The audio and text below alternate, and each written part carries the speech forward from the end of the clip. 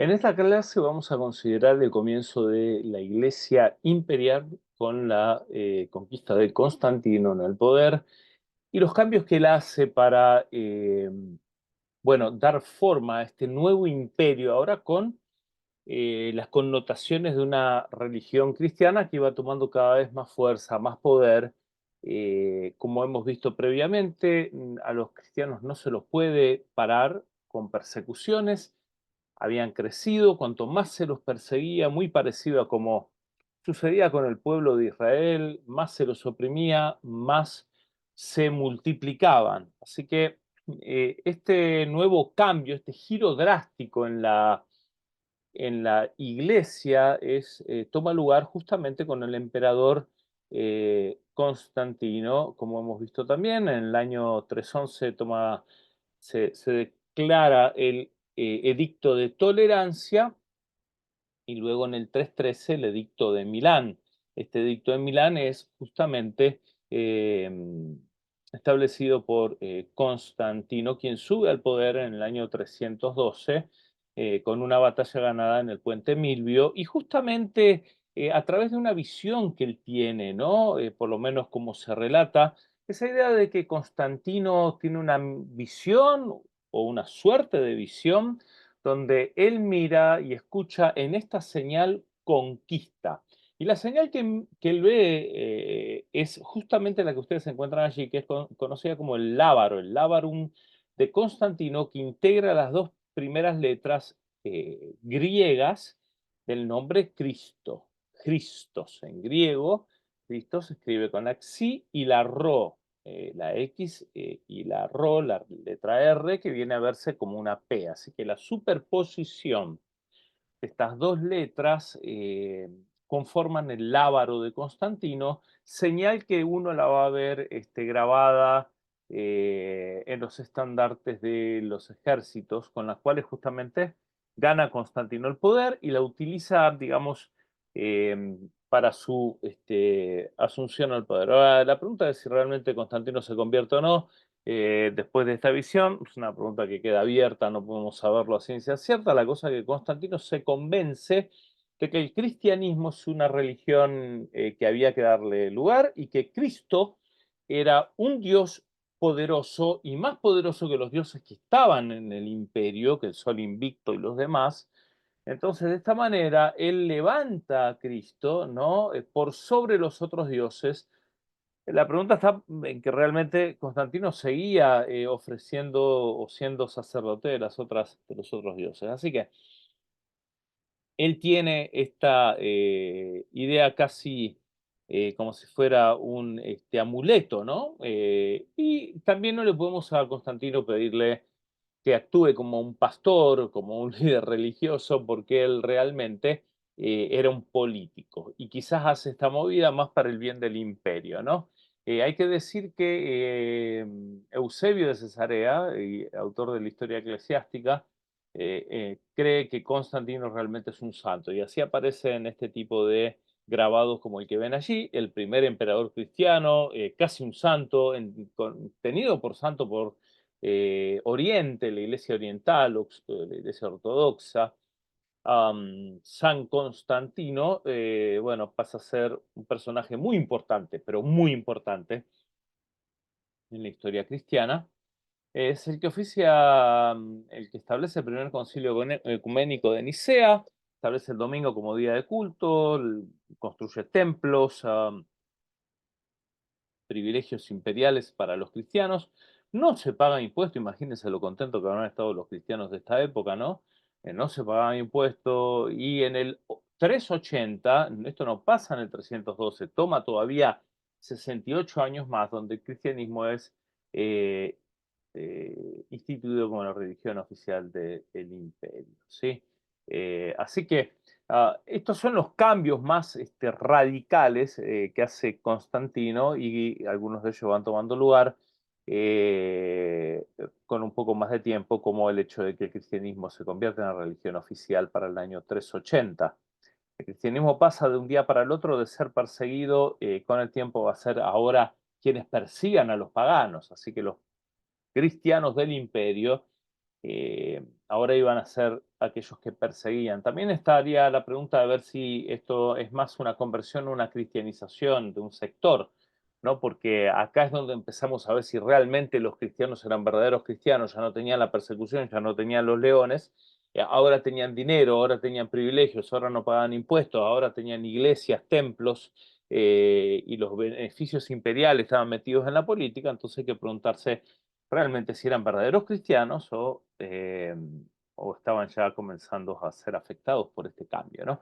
De esta reacción al imperialismo de la religión cristiana, comienzan a surgir movimientos monásticos porque ya veían venirse la corrupción del cristianismo, ¿no? Por el materialismo, por todos los beneficios que tenía, ahora en este caso ya no perseguido, ¿no? Entonces se van y se separan de todo lo que es la iglesia oficial en los centros del imperio para buscar una vida de contemplación y a veces de autoflagelación, ¿no? De justamente infringirse castigos, ya que no tenían las persecuciones, tenían que sentir en el cuerpo para ser buenos cristianos. Y en esto se basa mucho de lo que es el ascetismo de esta época, ¿no? Bueno, y de todas las épocas también, algunos de los monasterios eran rigurosos en cuanto eh, al castigo corporal, ¿no? Para someter la carne, uno bien pudiera decir, ¿no? Así que bueno, en este tiempo el cristianismo es beneficiado, es prosperado, ¿sí? Ya contentos de que no tenían las persecuciones, lo cual es así, fue un gran avance, porque imagínense que nadie quería este tipo de problemática. Ahora están bien acomodados, un cristianismo acomodado, un cristianismo beneficiado, un cristianismo cómodo, eh, con dinero, sí, comienzan a verse estas aristas de corrupción en la iglesia. Entonces, aunque no era la corrupción lo principal que uno ve acá, pero ya empezaban a ver, y hay un dicho, una historia que uno cuenta en las clases de historia, entre dos obispos, uno más de corte monástico y el otro de la jerarquía romana. Y esta de la jerarquía romana le dice al obispo monje, le dice, mira, señalándole los templos, mostrándole las riquezas que tenían, el oro que Constantino les había dado, y le dice, bueno, mira, ya no tenemos necesidad de decir como nuestro Santo Padre Pedro, no tengo plata ni oro. Y al otro monje le responde, pero me temo que tampoco podamos decir en el nombre de Jesús, levántate y anda. Así que esta idea, esta paradoja ahora gana poder temporal la iglesia, pero pierde este poder espiritual o esta vitalidad. Y si bien, como digo, no es algo del día a la noche, es algo que el cambio sí ocurre del día a la noche, pero la iglesia se va acomodando con el tiempo, ¿no? Así que bueno, en cuanto a Constantino, parece ser que creía verdaderamente en el poder de Jesucristo. Esta es una reflexión que hace González. Pero tal aseveración no implica que el emperador entendiese la nueva fe como la habían entendido los muchos cristianos que habían ofrendado su vida por ella. Para Constantino, el Dios de los cristianos era un ser extremadamente poderoso que estaba dispuesto a prestarle su apoyo siempre y cuando él favoreciera a los fieles y por eso le daba beneficios a los seguidores del cristianismo. Luego, cuando Constantino comenzó a proclamar leyes en pro del cristianismo y a construir iglesias, lo que buscaba no era tanto el favor de los cristianos como el favor del Dios de los cristianos. Este Dios fue el que le dio la victoria en la batalla del Puente Milvio, así como las muchas otras que siguieron. En cierto sentido, la fe de Constantino es semejante a la de Licinio, cuando les dijo a sus soldados que el lábaro de Constantino poseía cierto poder sobrenatural que era de temerse. La diferencia estaba en que Constantino se había apropiado de ese poder sirviendo la causa de los cristianos. Esta interpretación encuentra apoyo en las declaraciones del propio Constantino, que la historia ha conservado y que nos muestra un hombre sincero cuya comprensión del Evangelio era escasa. De vuelta. Cuando hablamos de Constantino y su cristianismo, hay que poner a Constantino en contexto, ¿no? Siendo que es un político y más que nada un emperador, con todo esto, con todo lo que esto implica. Miren lo que dice Constantino, la bondad eterna, santa e incomprensible de Dios no nos permite vagar en las sombras, sino que nos muestra el camino de salvación. Esto lo he visto tanto en otros como en mí mismo, dice Constantino. Ahora, si uno escucha esto, uno dice, sí, amén, qué emperador cristianísimo que tenemos, ¿no? Así pensaba Eusebio, como les dije. Y no, no es para menos cuando uno escucha frases de este tipo, ¿no? Así que, de vuelta, invito a mirar a los políticos como políticos. Hoy también a veces se espera que algunos políticos actúen igual o mejor que los pastores, ¿no? Y a veces usan frases que a uno le da cierta emoción, ¿verdad? De venerar a algún político. Pero el político es político y nunca se le puede pedir al político que actúe como si fuera un pastor, un sacerdote, etcétera, ¿no? A veces los pastores actúan peores que los políticos, ¿no? Pero esto es otro tema. El político hay que ponerlo en contexto y así actuaba Constantino. Es decir, tenía una fe sincera, pero esa fe era una fe un poquito supersticiosa, si se quiere. Cesan las persecuciones, se desarrolla una teología oficial. Eusebio decía, si miro hacia al oriente, al occidente, si miro por toda la tierra y hasta si miro al cielo, siempre y por doquier veo al bienaventurado Constantino dirigiendo el mismo imperio. Esta mirada elevada del político de la época. Hubo una reacción monástica, como les expliqué, de casas y cementerios o catacumbas. Ahora se empiezan a reunir en las iglesias. El incienso que se le daba al emperador ahora se ofrece dentro de la iglesia. Los ministros con vestimentas ricas iban a emular, a copiar estas vestimentas que se usaban justamente en las cortes imperiales, ¿sí? Las procesiones, los coros, menos participación activa de la congregación, todo esto va a tomar lugar en la liturgia, en el cambio litúrgico de la iglesia. Las iglesias o templos que se construyen, entre ellos está la de Santa Irene, la de la Natividad y las diferentes basílicas. Aquí tenemos parte del monasticismo. Cuando ustedes ven aquí en el PowerPoint manual 1718, es un manual que yo escribí y lo pueden encontrar en Amazon, manual de historia de la iglesia cristiana, ¿sí?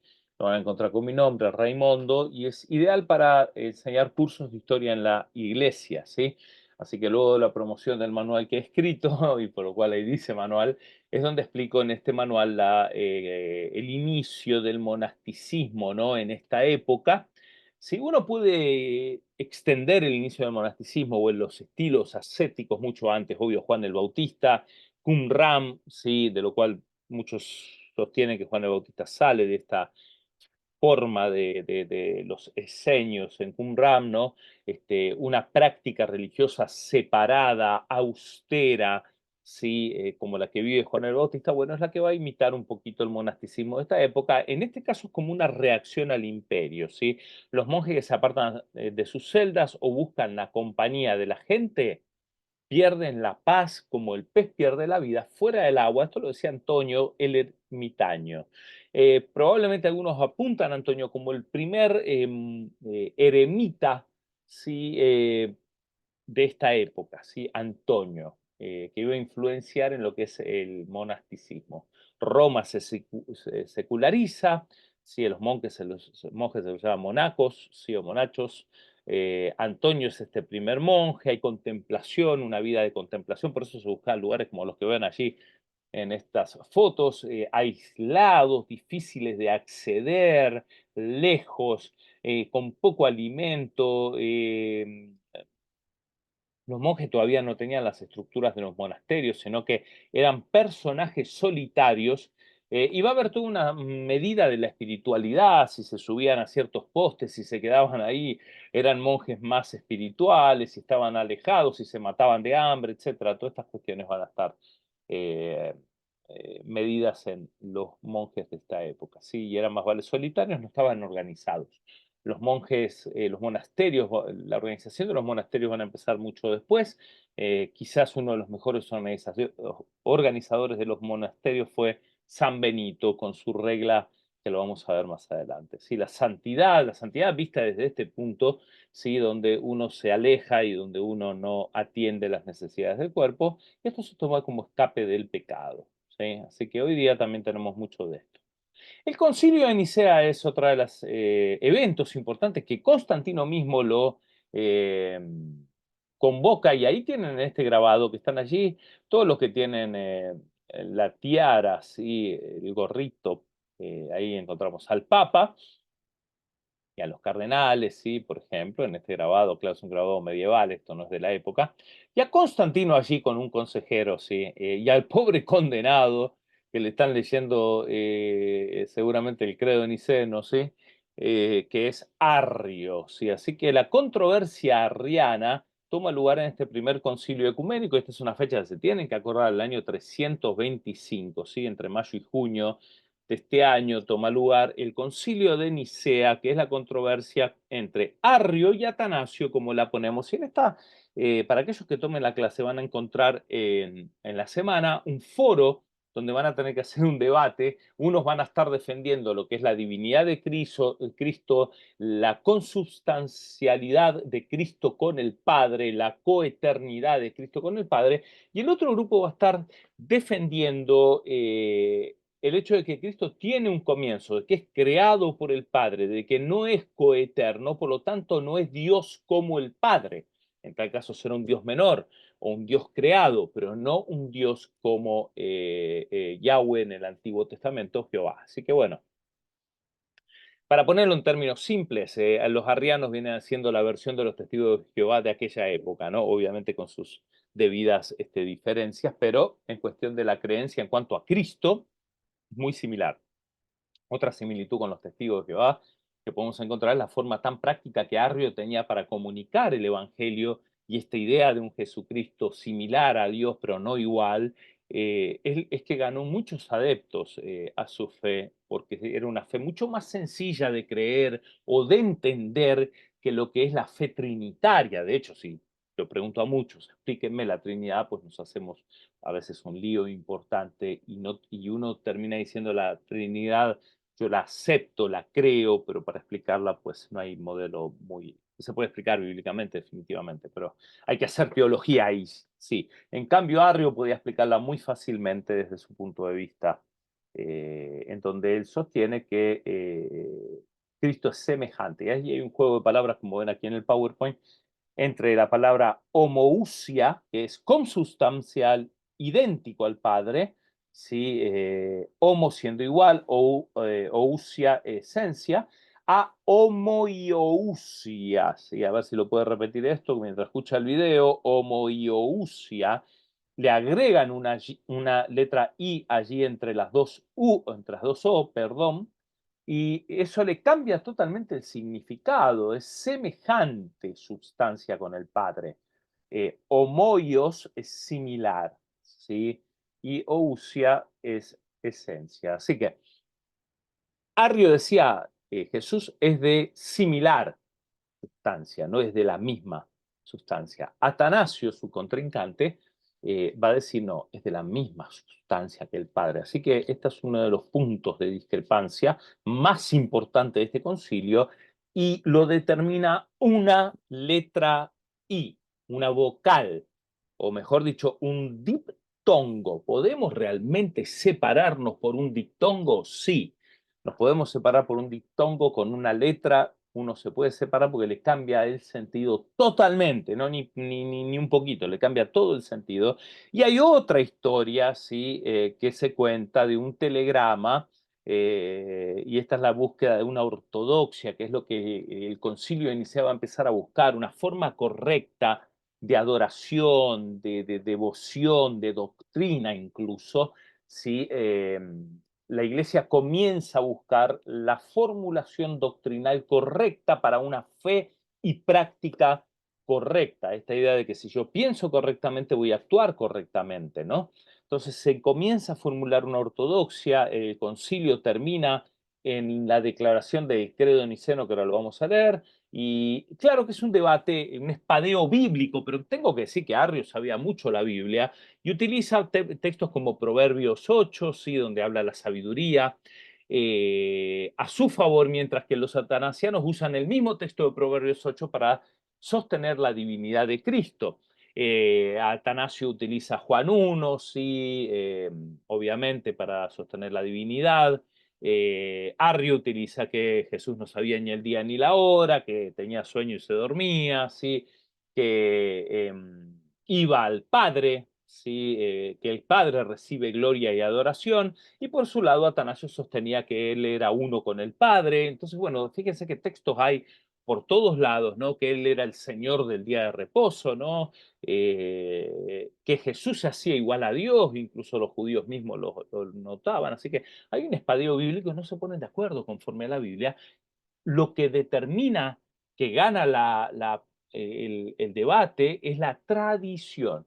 Lo que Atanasio sostiene es que los cristianos por 3 siglos adoraron a Cristo. Arrio decía que no se lo podía adorar porque era un hombre y a los hombres no se los puede adorar. Entonces, Atanasio dice, mira los 3 siglos de historia que tuvimos, siempre se lo adora a Cristo como Dios. Y eso desempata, no los textos bíblicos, la tradición. Así que hay una historia que se cuenta, así, un telegrama, ¿no? Resulta que por allí cuando el telegrama se inventa, ¿no? Un hombre adinerado viaja de Europa a América a hacer unos negocios, dejó a su esposa sola en Europa y como buena esposa cuando está sola se fue de shopping, ¿no? Y mientras iba de shopping encontró una joya y le escribe al esposo, le manda un telegrama, le dice, hey, honey, no le dijo así, pero bueno, este es por lo menos la historia, ¿no? Para ilustrar el punto de este dictongo, ¿no? De la letra I. Honey, estoy acá sola, triste, vi una joya que me gusta, está $70.000, le dice. Y el esposo le contesta al otro lado, a la empresa de telegrama, le dice, ¿sabes qué? Ponle, honey, ¿sí? Coma, ¿sí? No, es un precio muy caro. Se dice, dice, respóndele esto, ponle no, coma, es un precio muy caro. ¿Sí? Entonces, el de la empresa de telegrama se olvidó poner la coma. Entonces se leía, cuando recibe la Hani del otro lado del telegrama, lee, no es un precio muy caro. Y fue y lo compró, ¿no? La joya de $70.000. A lo cual después el esposo le hace un juicio, obviamente, a la empresa de telegrama y lo gana, ¿no? Así que bueno, ¿por qué? Porque se le había olvidado poner una coma. Lo que cambia realmente un punto, una coma, una letra, el significado a veces es total. Y esto ilustra un poquito el cambio de esta letra U. Jesús no es similar, es igual al Padre. Sé que acá termina, como les mostré, este grabado y como inicio la clase con el grabado del Concilio de Nicea, sí, con Arrio expulsado del imperio, expatriado, mandado al norte, y Arrio, como no se podía quedar quieto, sí, trata de, le evangeliza a todos los pueblos bárbaros que después van a conquistar el imperio al siglo siguiente, y cuando llegaron eran arrianos muchos de ellos. Así que acá tienen textos que ustedes lo pueden analizar para el debate, y no lo vamos a ver, yo ya les mencioné algunos de ellos, sí, y el credo de Atanasio dice lo siguiente, reza así. Todo el que quiera ser salvo, antes que todo es necesario que tenga la verdadera fe cristiana. Y si alguno no guardare íntegra e inviolada, es indudable que perecerá eternamente si alguien no la guarda. Y la verdadera fe cristiana es esta, que veneramos a un solo Dios en la Trinidad y a la Trinidad en la unidad. No confundimos las personas ni dividimos la sustancia. Es la persona una es la persona del Padre, otra la del Hijo, otra la persona del Espíritu Santo, pero una sola es la divinidad del Padre, y del Hijo y del Espíritu Santo. Igual es su gloria y coeterna la majestad. Además, es necesario para la salvación que se crea también fielmente la encarnación de Jesucristo. Esta es pues la verdad, la fe verdadera que creamos y confesamos que nuestro Señor Jesucristo, el Hijo de Dios, es Dios y hombre, Dios de la sustancia del Padre, engendrado ante los siglos, y hombre de la sustancia de su madre, nacido en el tiempo. Perfecto Dios y perfecto hombre, subsistiendo de alma racional y de carne humana, igual al Padre según su divinidad, menor que el Padre según la humanidad. Comienza a ver esta idea de las dos naturalezas de Cristo que va a traer las próximas controversias y que se va a resolver en otro concilio. ¿Sí? Sin embargo, no son dos, sino uno solo en Cristo. Uno, no por la conversión de la divinidad en carne, sino por la asunción de la humanidad en Dios. Absolutamente uno, no por la confusión de la sustancia, sino por la unidad de la persona. Porque como el alma racional y la carne es un hombre, así Dios y el hombre es un Cristo. Quien padeció por nuestra salvación descendió al infierno al tercer día resucitó. Ahora acá sigue el credo normal en esta parte. resucitó de los muertos, subió al cielo, está sentado a la diestra de Dios Padre Todopoderoso, de donde ha de venir a juzgar a los vivos y a los muertos, en cuya venida todos los hombres han de resucitar con sus cuerpos, y ha de dar cuenta de sus propias obras. Los que hicieron bien irán a la vida eterna, pero los que hicieron mal al fuego eterno. Esta es la verdadera fe cristiana, que si alguno no la creyere firme y fielmente, no podrá ser salvo. Así que va a depender de un credo ahora, y en este caso los credos van a cumplir un rol muy importante. Fíjense que el credo que acabamos de leer es bastante complicado y tomaría un buen rato estar línea por línea viendo estas ideas, que ustedes lo van a tener que hacer para responder bien al foro, ¿sí? Pero de vuelta, el credo de los apóstoles, que era mucho más sencillo, ahora se vuelve más complejo con esto de la explicación de quién es Jesús. Cristología pura. ¿Quién es Jesús? ¿Es Dios? Y si es Dios, ¿cómo es Dios y cómo lo uno al Padre sin confundir, ¿no?, las personas? Entonces, tengo que venir con las doctrinas de las personas, con las doctrinas después de la naturaleza de Cristo, lo que va a traer las controversias cristológicas. Y bueno, esto lo voy a pasar un poco rápido. Las controversias cristológicas justamente hablan de esto, la naturaleza de Cristo. Y estaban diferentes teólogos muy conocedores de la Biblia, ¿no? El nestorianismo era de la escuela de Antioquía. Considera a Cristo radicalmente separado en dos naturalezas, una humana y una divina, completas ambas de modo tal que conforman dos entes independientes, dos personas. Claro, en Nestorio decía, ahora tenemos tres personas en la Trinidad, tenemos dos personas en Cristo separadas. Una persona que es Dios y hombre al mismo, una persona que es Dios y otra que es hombre al mismo tiempo. Están unidas en Cristo, pero formado de dos personas distintas. Tanto los nestorianos como los partidarios de Cirilo fueron llamados al concilio de Éfeso en el año 431, convocados por Teodosio II. La disputa se centró fundamentalmente en torno al título del cual se le daba, cuál se debía tratarse a María, si solo era Cristotocos, madre de Cristo, o Theotokos, madre de Dios. Entonces, ¿cuál gana? Que María no solo era madre de Cristo, sino también madre de Dios. ¿Sí?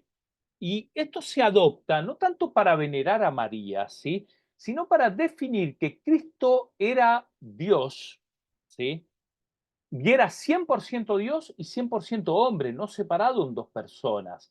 Porque entonces cuando Cristo era hombre y lo adoraba, estaba adorando un hombre. Entonces, ni la humanidad se separa de su divinidad, ni la divinidad se separa de su humanidad, puesto en esos términos, ¿no?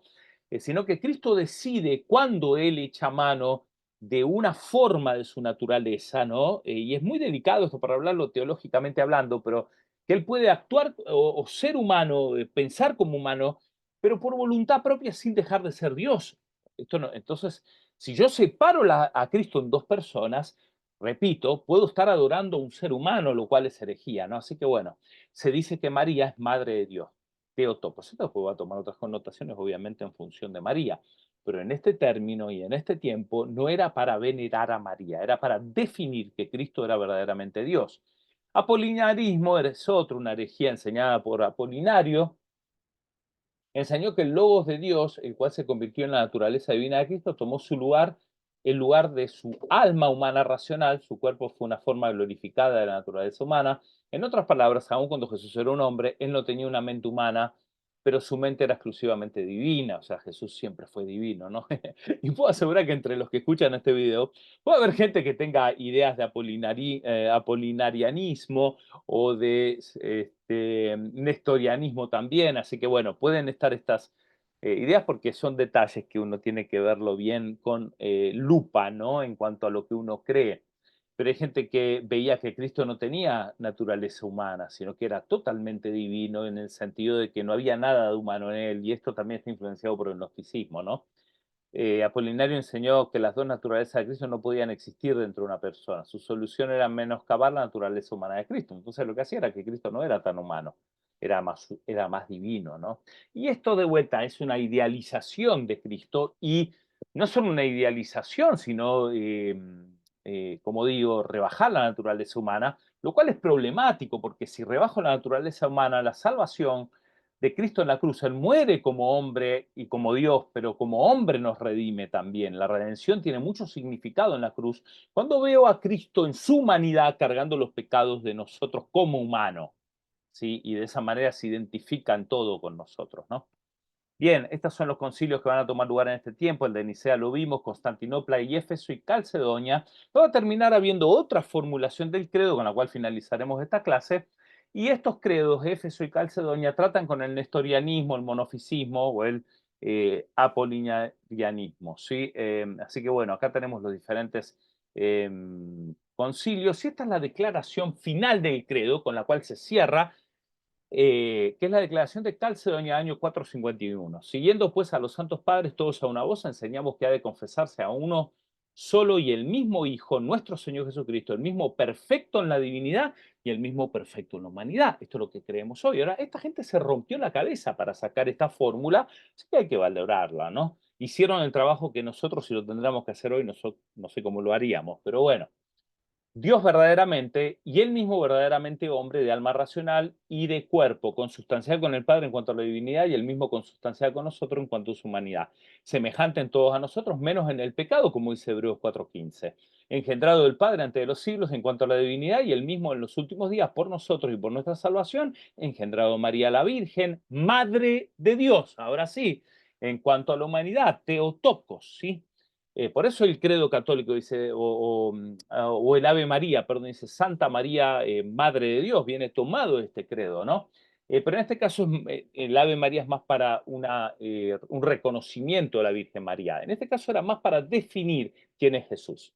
Ha de reconocer a un solo y el mismo Cristo, Hijo, Señor, unigénito en dos naturalezas, sin confusión, sin embargo, sin división, sin separación, en modo alguno borrada la diferencia de naturaleza por causa de la unión, sino conservando más bien cada naturaleza su propiedad y concurriendo en una sola persona y en una sola hipóstasis, no partidos o divididos en dos personas, sino uno solo y el mismo Hijo unigénito. Dios Verbo, Señor Jesucristo, como de antiguo acerca de él nos enseñaron los profetas, y el mismo Señor Jesucristo lo ha transmitido el símbolo de los padres, como lo hemos visto. Así pues, después de que toda exactitud y con cuidado en todos los aspectos fue por nosotros redactada esta fórmula, definió el Santo y Ecuménico Concilio que nadie será lícito. Ahora sí, era esto algo imperial, no era legal profesar otra fe, ¿sí? Porque te expulsaban.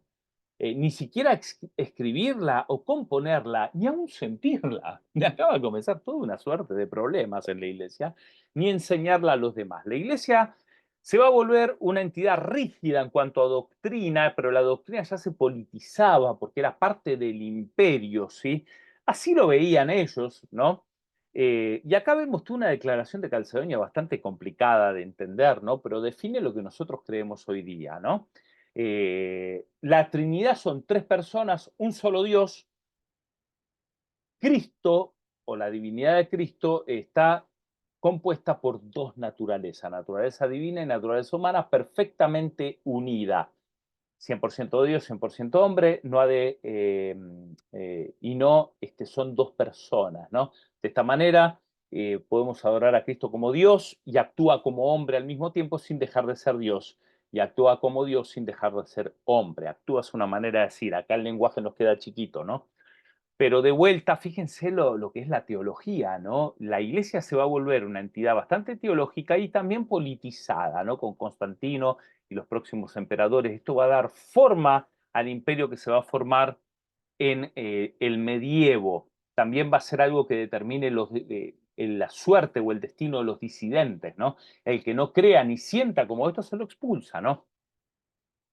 Entonces, ¿qué tan bueno o malo fue esto? No sabemos. Lo que sí sabemos es que esto nos ayuda a creer lo que creemos hoy y a diferenciar entre un paquete que habla de verdad y otro que no. Por ejemplo, muchos hoy no consideran que los testigos de Jehová estén dentro de este ámbito. Entonces, algunos no los creen que son, no creen que son cristianos o que serán salvos. En algún tiempo eso se verá, o que los mormones, lo mismo. Otros que son demasiado abiertos en su pensamiento pueden pensar que claro que los testigos de Jehová pueden ser salvos, pero ya la iglesia en este tiempo estaba determinando quiénes iban a ser salvos y quiénes no iban a ser salvos de acuerdo a lo que se creía cuando siglos antes la salvación no se medía por doctrina, sino por si estabas dispuesto a morir con los leones. Este es el gran cambio que va a haber, por lo cual muchos monjes se separan, deciden no meterse directamente y cambiar su forma de ver el cristianismo. Con esto vamos a finalizar la clase. Nos vemos en la próxima.